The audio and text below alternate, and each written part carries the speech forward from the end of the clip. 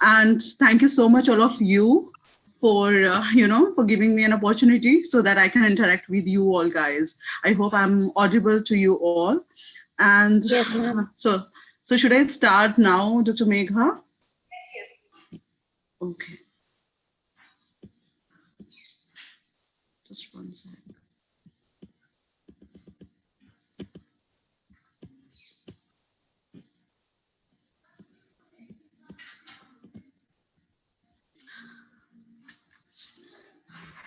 So today I'll be talking about working in applications of general instrument in the field of biotechnology. Okay, so coming to the first.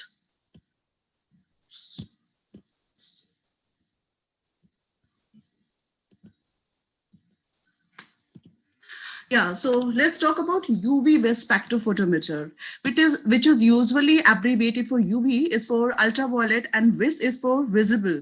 And so first of all, let's talk about what is spectrophotometer. So it is made up of two words, spectro, and the another is photometer. So spectro is derived from spectroscopy, which is the interaction between matter and electromagnetic radiation. And photometer is usually an instrument that measures the strength of electromagnetic radiation in the range from ultraviolet to infrared and including the visible spectrum. So most photometers convert light into an electric current using a photoresistor, photodiode, or photomultiplier.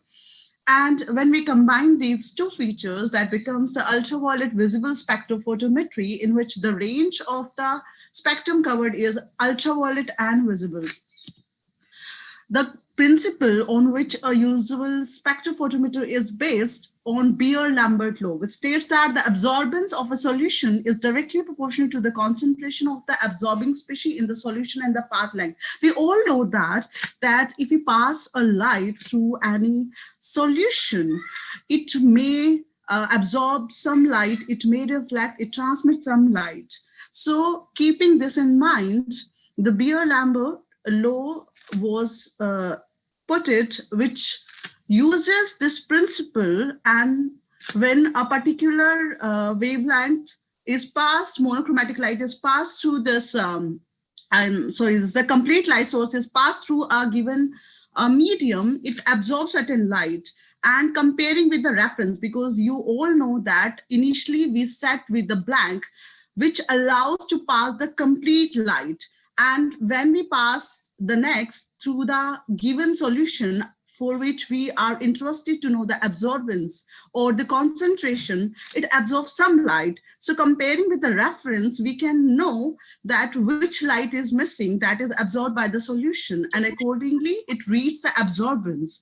And thus for a fixed path length, UV-vis spectrophotometer can be used to determine the concentration of the absorbance in a solution.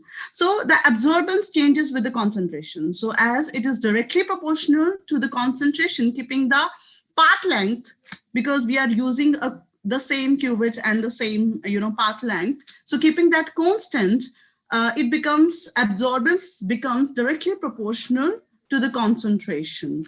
I'll demonstrate with the help of the video in the last. And what are its applications? It is a routinely used tool in analytical chemistry, like to know about the analytes like transition metal ions, highly conjugated organic compounds, and biological macromolecules. And of course, we in research, we use it very, very frequently. And that's why it's a very common instrument which we use in biotech labs. It is routinely used in food industries, pharma companies, and for research purposes, as I talked about. So I'll play this video in last of the presentation. So now what commonly comes in mind, which usually if you have visited a biotech lab, you might have seen the, a common spectrophotometer, which usually employs a cuvette in which you can put a certain amount of around 1 ml to 4 ml solution, for which you can calculate, the absorbance, and accordingly, using the calibration curve, you can calculate the concentration of different analytes. But there is a ELISA reader, or the microplate reader which is based on the similar principle, but it has certain advantages over the common basic spectrophotometer, that if we use this microplate reader, we can test like the multiple samples, around 96, because usually it has maximum number of the wells in it, 96 wells. And that's why at a time we can analyze the 96 samples and know their concentration. And besides that, it uses a very less sample. As in case of the common spectrophotometer, we need at least 400 microliter to 4 ml solution. And for ELISA plate reader, we can use at least like 2 to 100 microliters. So we can deal with the very less amount of the sample. So it saves our time. And that are the common differences between the microplate reader but both are based on the same principle. So let's move to the next, that is the pH meter. So there's another common instrument which we use in lab, pH meter. Because whatever we have to, if we have to make a medium to grow cells or to grow bacteria, we need the medium at a particular pH, right? If we are working in a food industry, we need everything like food and whatever we want to make, the dairy products, they must be at the given pH for a good value. And similarly in the pharma companies, pH becomes very important. And that's why it is very important for a biotechnologist to adjust the pH. For that, we usually use a pH meter. So pH, that is for power of hydrogen or potential for hydrogen. And we know that we measure the H positive, the hydrogen ions, which is inversely proportional. Okay, so higher the pH, higher the hydrogen ion concentration, so lesser the pH and more it is acidic. Of course, I get that you all know about this basic, that the neutral pH, that is 7, and below that, that is acidic, the solution is acidic, and above that, that is basic.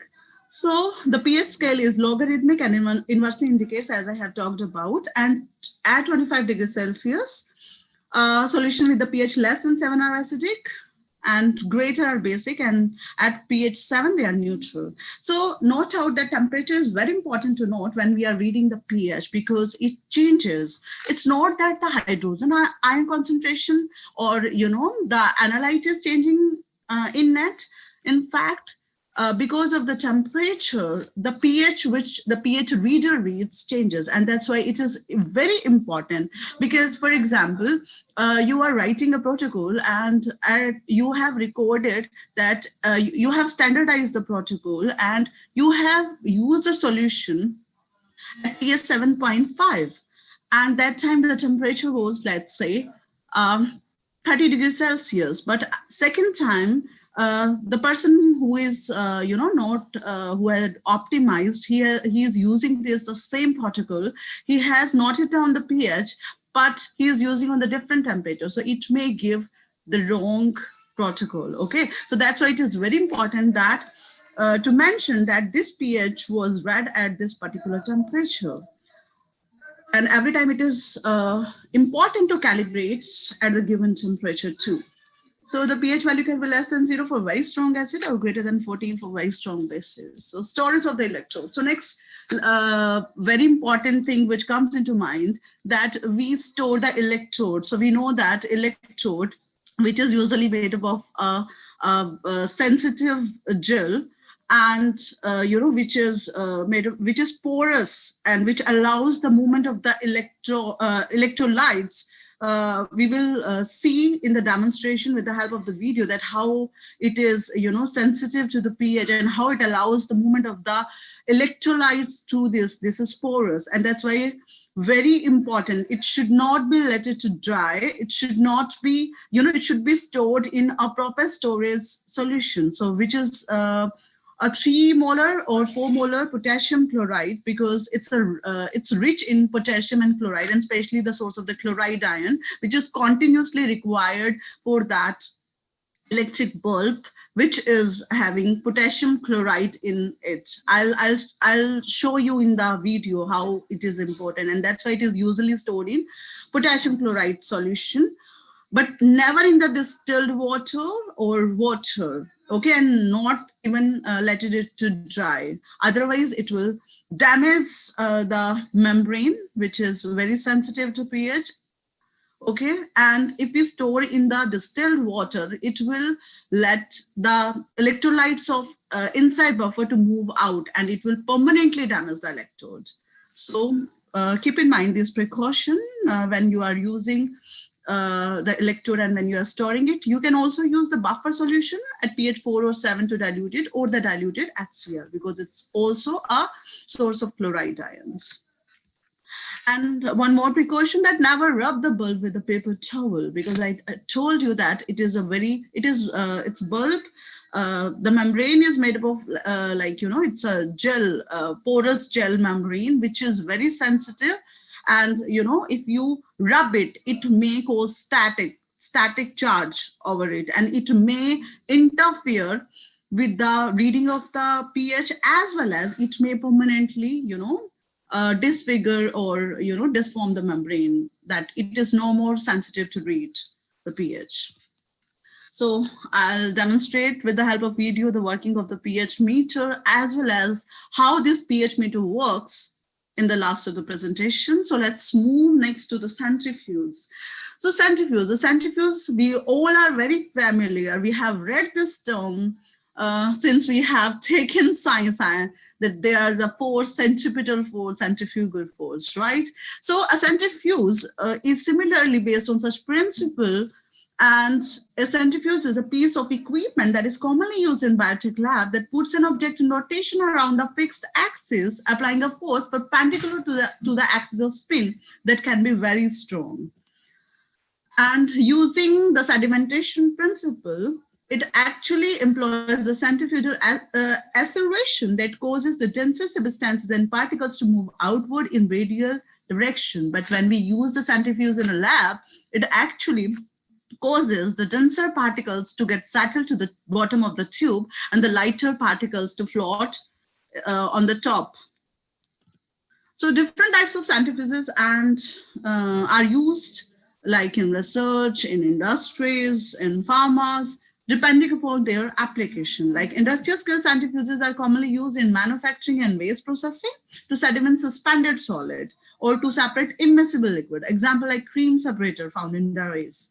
Very high speed centrifuges and ultra centrifuges able to provide very high acceleration. They can separate fine particles down to even to the nanoscale and molecules of different masses. Besides, the medium-sized centrifuges are used in washing machines. Of course, in daily life, we see the washing machine, that they are working in rotation. We can see when we are using the washing machine, that how the dirt particles are separated based on the same principle. So types of the rotor design. So depending upon the rotors, like we can classify in the two, that the fixed angle, as you can see in the picture, in which, the angle with the central axis is fixed, in which we put our samples. So these are good for pelleting. If you want to pellet down, let's say our cells, bacterial cells, or the cells in the culture, the human cells, then it's good for pelleting. But if we want to, density gradient, we want to make a density gradient, then we should use the swinging head, because in this, the axis is not fixed. You can see like this joint that where it can swing, and this is the central axis, and that's why it is called the swinging head or swinging bucket. Another type is the continuous tubular centrifuges, that they don't have individual, sockets to put the samples, but they directly sediment the large volume, like purification of the vaccines, purification of lubricating and industrial oils, purification of food products, essential oils, extract, and fruit juices. So the common question, like which we see, like when we are using in the lab the centrifuge, that often the students are confused between the RCF, which is also called the G force, which we show as G, like 500 G, and the RCM. Okay, so xg stands for the times gravity. It is the unit of relative centrifugal force, that is RCF. When precise centrifugation conditions are required in a procedure, RCF must be specified in units of G. Because RCF remains constant, but RCM that is revolutions per minute, that changes instrument to instrument, because that is dependent upon the axis radius. Okay, and that's why it is important whenever you mention the protocol, whenever you specify your protocol, you always specify it with the G, because using that you can convert into the RPM according to your instrument using this formula. Okay, I hope it is clear to you. So I'll show the video demonstrating the working of the centrifuge in the last of the presentation. So let's talk about the microscopy. So we all are very familiar with the microscopy, that the things which we can't see with the naked eye, we need a microscope. And usually a common compound microscope we all are familiar with. I'll not go much details. We know that this is eyepiece, nosepiece, objectives, body, specimen stays on which we put the slide, and this is the source of the light in the base. And and if we go like, we have a better, like the bright field or the dark field microscopy. So like, let's say I want to see live cells. So for that, I need compound or a phase contrast microscopy. So first I would like to differentiate between the bright field and the dark field. So see the terms. Bright field, as the name indicates, the field is bright. That means the background is bright and the specimen is dark. Specimen is dark usually when it is dead and it is stained. So to see such specimens, we use the bright field, in which the light is coming from the source, okay, and passing through the specimen, passing through this slide, and giving a bright field against which your stained dark specimen you can see. If we talk about the dark field, as the name indicates, the field is dark. That means surrounding the specimen that is dark, and that's why light intensity is very low. And compared to that, like the specimen, because that is live and that is trans illuminating, and that's why you can see like it's glowing. And if you have already experienced to see the live cell, you can see that's like it's illuminating, and you can see and find out that whether the cells are living or dead, like MTTSA, in which we see the live and dead cells. So using that microscopy, you can use it for different applications. Like another type is like phase contrast, in which different, like in a cell there are like different organelles, and everything is different in their refractive index. And using that in the phase contrast, it can get a different intensity of light, which it obtain after passing through the specimen, and accordingly it show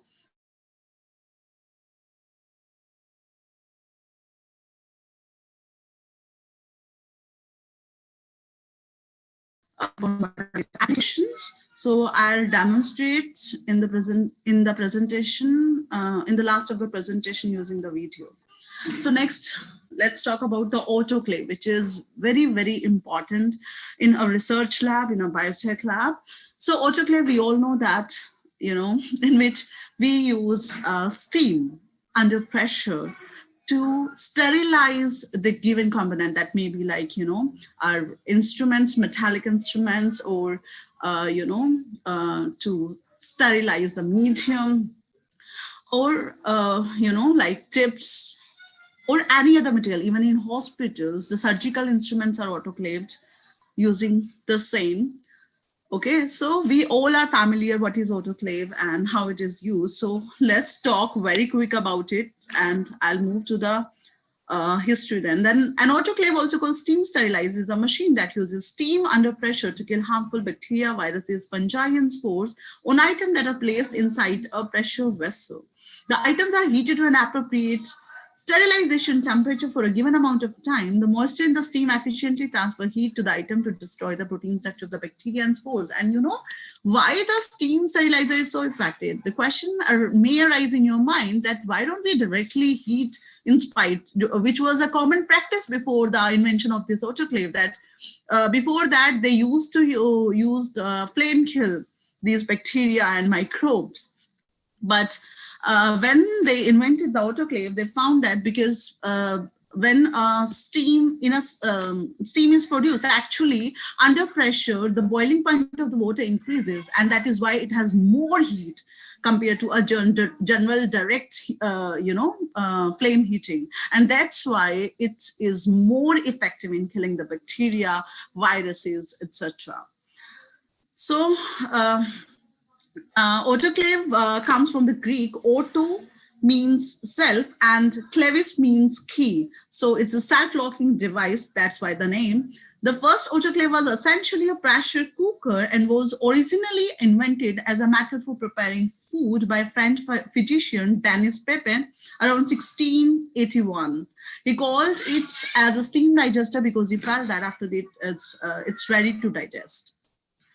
The autoclave was reinvented for medical and scientific uses by Charles Chamberlain in 1879. He was a co-worker with the Louis Pasteur. We all know about the Louis Pasteur. So commonly recommended temperature for steam sterilization are 121 degrees Celsius, 132 or 135, depending upon what you want to sterilize and how it might be infected. And usually 15 lbs pressure for 15 to 20 minutes.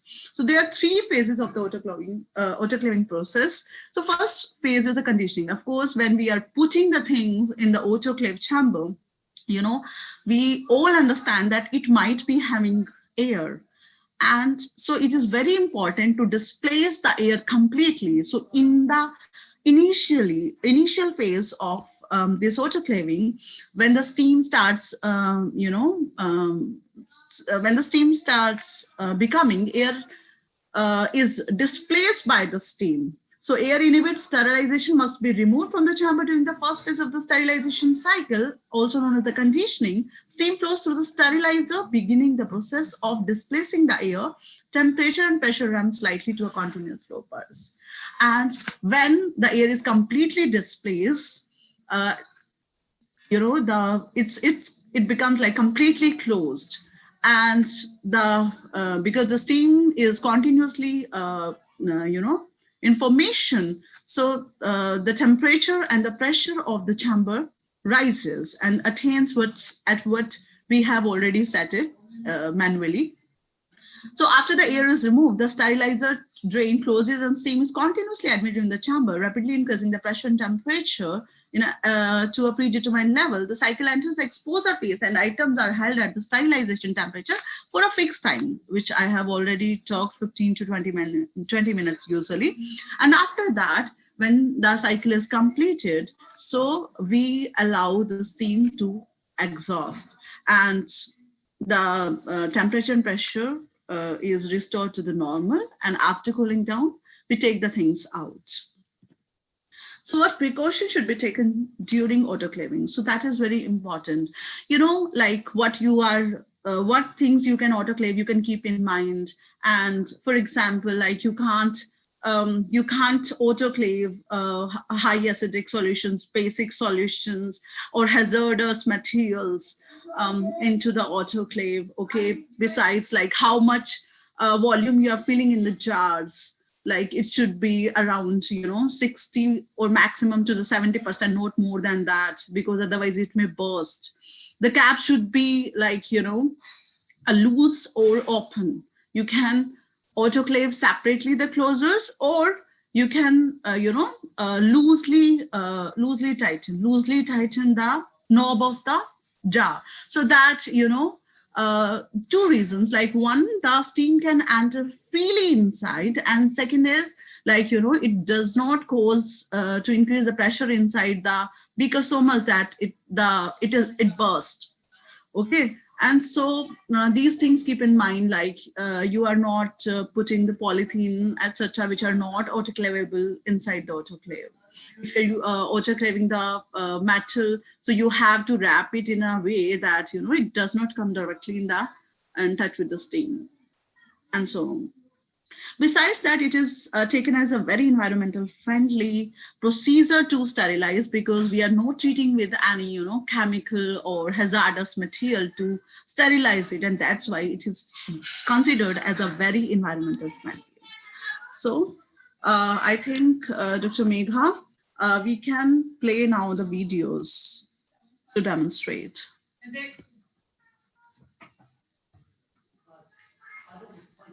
Hello?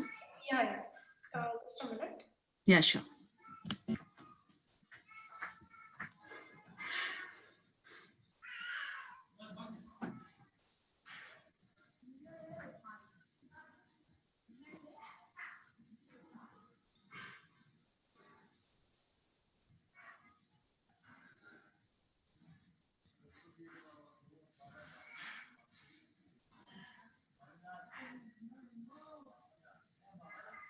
So, what you want me to play first? Yeah. So Vertical. UV vis spectroscopy, the first one. Hey guys, today Is this the axis not used? Okay.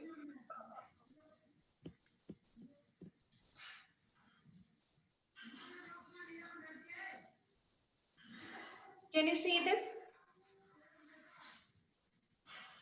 Yes. When you look at this, you might think, what is it? It looks like a box, but what does it do? Well, I'm here to tell you that this is much, much more than a simple box. This is a spectrophotometer. A spectro what? I know, it's a tricky word. It's called a spectrophotometer. Spectrophotometer. So what does it do? Well, sometimes we need to identify or find out how much of something is in a substance. A spectrophotometer can help us find out. A UV-vis spectrophotometer performs optical spectroscopy, which is a method that investigates how light interacts with matter in the ultraviolet and the visible range of light. UV-vis spectroscopy is used in many different industries, in areas such as research, production and quality control to study and classify different substances. I have the perfect example to help you become better acquainted with this technique.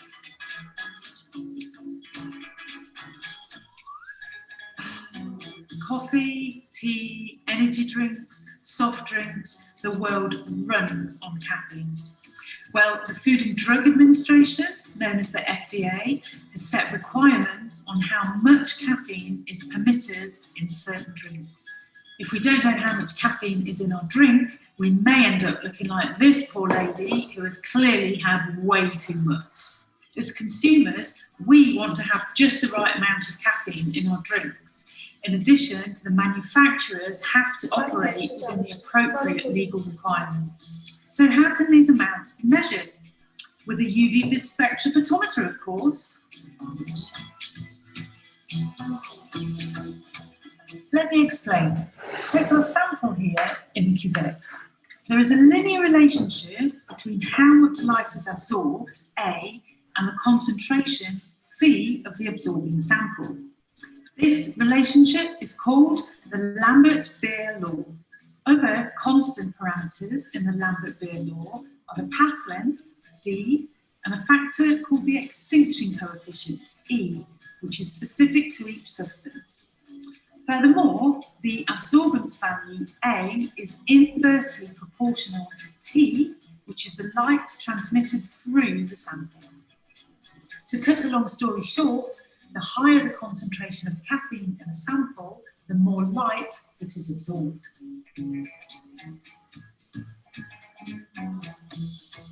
First, we place the cuvette containing the sample into the spectrophotometer. Luckily for us, the TOLEDO UV-vis spectrophotometer has a pre-programmed method for measuring caffeine concentration, which easily guides us through the required steps.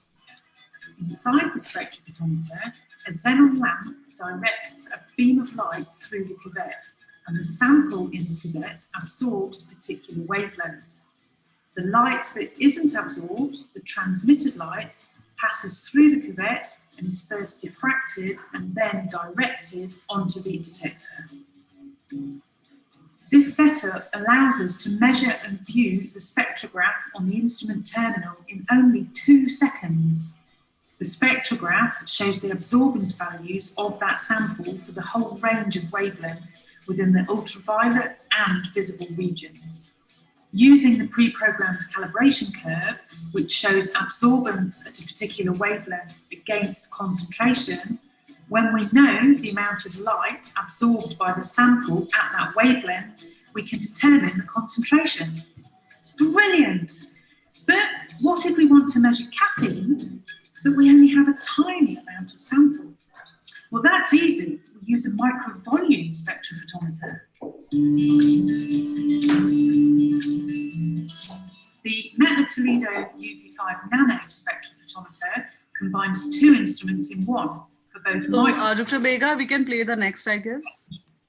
Yeah, with this instrument, we can pipette a tiny amount of sample directly onto the platform. Only 1 microliter is required for reliable measurements. This time, the light can go through the cuvette as before, or be diverted to the microvolume platform, as you can see in this video. Lock path technology within the arm of the UV5 Nano allows a fixed path length of either 1 millimeter or 0.1 millimeters to be maintained. Once again, after running the caffeine method, the UV BIIS spectrogram is displayed on the instrument terminal. So I've just given you an example using caffeine, but really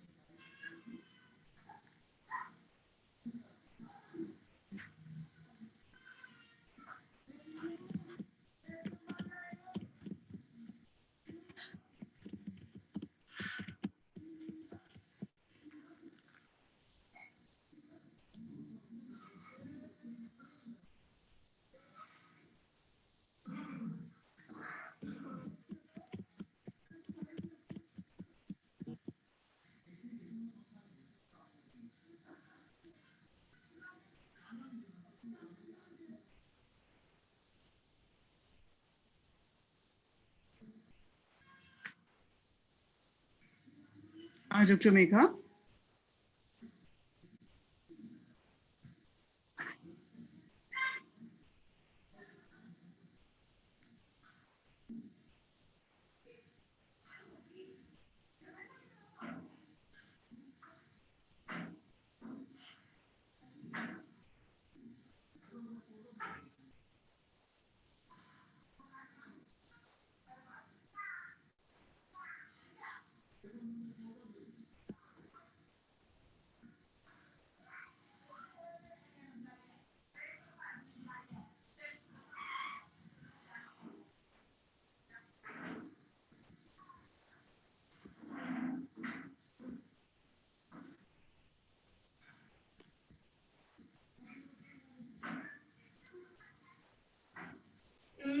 Dr. Preeti, please wait for some minute because there is some issue. I Okay, need to sure. check it. Sure. Meanwhile, if you want, you can interact with the students. Sure. Yeah, and solve the reason. Okay. So, dear students, please put your queries if I can answer any of your queries. If you're not able to speak, you can write to me. You can put your question in the chat box. Hello, good morning, ma'am. Good morning. Ma'am, myself Nilanshu Gaurav from Lucknow. Nilanshu. Yes, ma'am. Ma'am, I have a question related to centrifugation. Yeah, please. Ma'am, while using the centrifugation, there is some issues like we face during the processing. It like when Mm-hmm. using density gradient, while using agros, we face the issues for separation. So, like Okay. when using density gradient, what Mm-hmm. media we should use? Like what media should I use to get the results? There it is totally about, the handling. Otherwise it depends upon what you want to separate. It varies from, like, it totally dependent upon your protocol.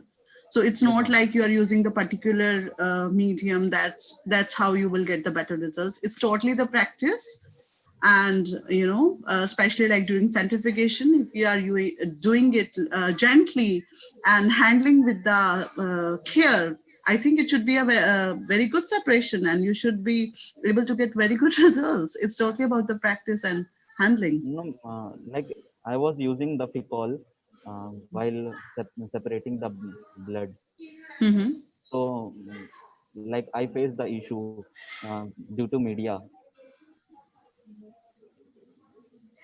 Okay. Yes, So ma'am. I'm So, still not getting, like, some people do, they to make us uh, density gradient, like you make certain, there's a standardized yes, ma'am. Yes, protocol, ma'am. lab to lab, and you have to dilute it with the media, like this much concentration that because you're using this is this much of the media, and accordingly, you put. I don't understand like your question.